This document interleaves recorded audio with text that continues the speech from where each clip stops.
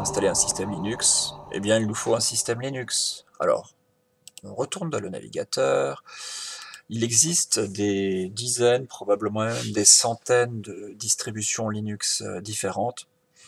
Je vous propose d'utiliser un système qui est très à la mode en ce moment, qui est assez simple d'utilisation pour les débutants, tout en étant extrêmement puissant pour les utilisateurs plus experts, qui s'appelle Linux Manjaro, M-A-N-J-A-R-O.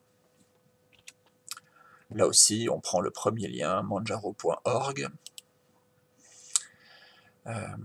et on va essayer Manjaro. Allons-y.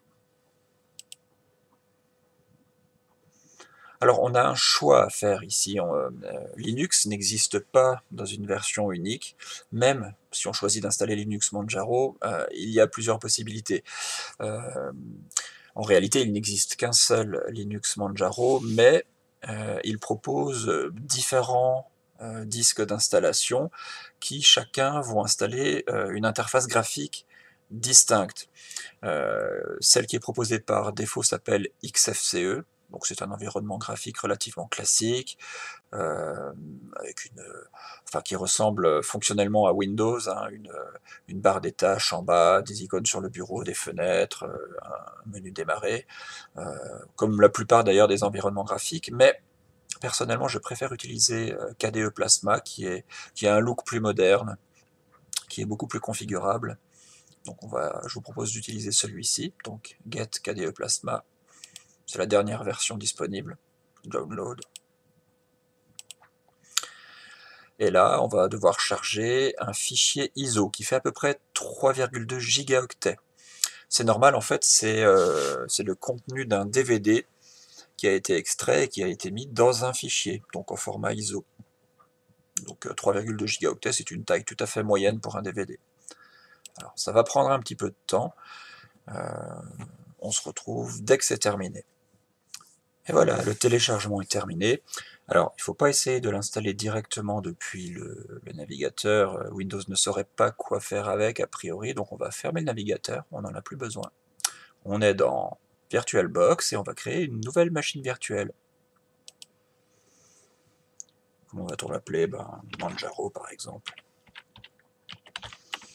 Manjaro Linux.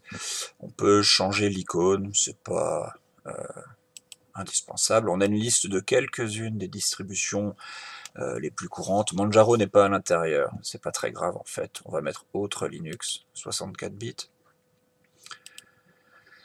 Là par contre il y a un paramètre important, quelle est la quantité de mémoire vive que l'on souhaite attribuer à la machine virtuelle.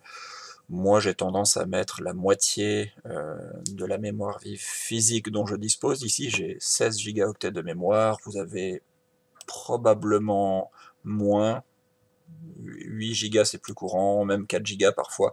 Essayez de ne pas aller en dessous de 2 gigaoctets pour Linux, ça risque de poser problème, si vous pouvez bien sûr. Créer un disque dur virtuel, en fait il s'agit d'un fichier sur le disque dur physique de votre machine Windows, oui évidemment. On garde l'option par défaut. On veut que le disque soit dynamique, c'est-à-dire qu'il va grossir au fur et à mesure qu'on va le remplir, c'est parfait. Et là, le système nous propose un disque dur de 8 gigaoctets, c'est un petit peu juste pour être confortable. En général, je mets plutôt entre 20 et 30 gigaoctets. Je vais mettre 25 ici. Et voilà, notre machine virtuelle est créée, mais elle ne dispose d'aucun système d'exploitation pour l'instant. Alors avant d'installer Linux, on va changer quelques paramètres sur l'icône configuration. Dans l'onglet système, on peut changer après coup la quantité de mémoire vive si on s'aperçoit qu'on en a mis trop peu ou trop. Hein, si on donne trop de mémoire vive à la machine virtuelle, il en restera plus assez pour Windows éventuellement. Les périphériques virtuels ici, le disque dur c'est celui qu'on vient de créer, le disque optique c'est un lecteur de DVD virtuel qui va nous servir à lire le fichier ISO que l'on vient juste de télécharger. Le lecteur de disquette, ça ne sert absolument à rien de nos jours, on va l'enlever. Dans l'onglet processeur, on peut attribuer plus qu'un cœur de notre processeur physique pour la machine virtuelle. Le processeur de mon ordinateur dispose de 8 cœurs, je décide d'en attribuer 4. Bon, si je le laissais à 1, ça marcherait très bien, simplement comme ça j'ai un petit peu plus de puissance et de réactivité.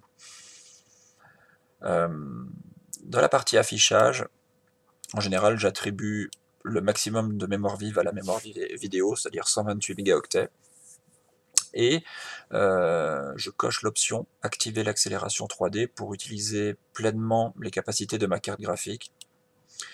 Dernière chose, pour que le redimensionnement de la fenêtre Linux de la machine virtuelle fonctionne correctement, il est conseillé de mettre l'option VBox SVGA. Seulement voilà, lorsqu'on fait ça, on a un paramètre invalide détecté. Apparemment, il semblerait que VirtualBox n'aime pas trop que l'on coche l'option accélération 3D en même temps que VBox. D'ailleurs, regardez si je valide. Il m'a remis VMSVGA ici. Pour une raison que j'ignore totalement, si je décide de cliquer ici sur VMSVGA, je peux choisir VBox SVGA. Et là par contre ça pose aucun problème. Si on avait laissé VMSVGA, ça aurait quand même fonctionné, mais Linux aurait affiché un message d'erreur à chaque démarrage. C'est un petit peu pénible, comme ça on n'aura pas de message d'erreur. Et bien voilà, notre machine virtuelle est prête à être lancée pour la première fois.